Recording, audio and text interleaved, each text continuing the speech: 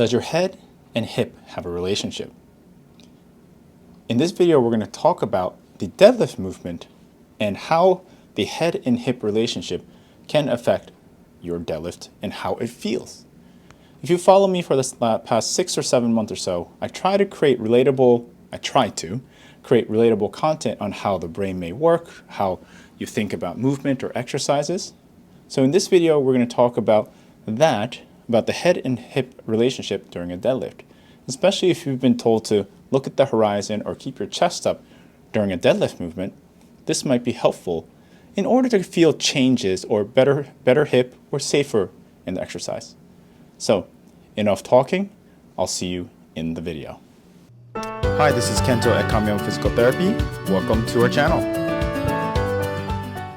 So welcome back to the video.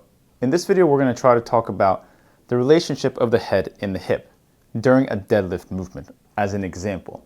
So this is not a video that talks about what's right or wrong during a deadlift. This is to help you experience something different during a deadlift movement if you are having trouble connecting with your hip, feeling the hip load, or just in general, it just doesn't feel like you are together when you're doing a deadlift movement. So if you were taught to keep your eyes on the horizon and your chest up when you're doing a deadlift exercise, which may look like this,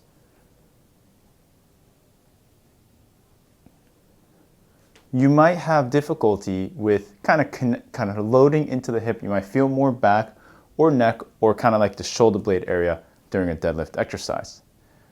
And if your intention is to help you load your hip joints better, this might be a helpful cue. So when you're doing this, you want to create a relationship between the head and your hips. How am I going to do that? This is more of an intention thing.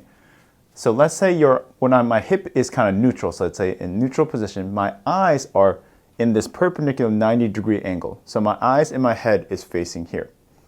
So as you are bending down, your eyes and head wants to kind of stay in that angle. So you're creating, one is kind of a criteria, but also a relationship. If you notice your head and eyes come off of it while the hip is moving, you notice it's off.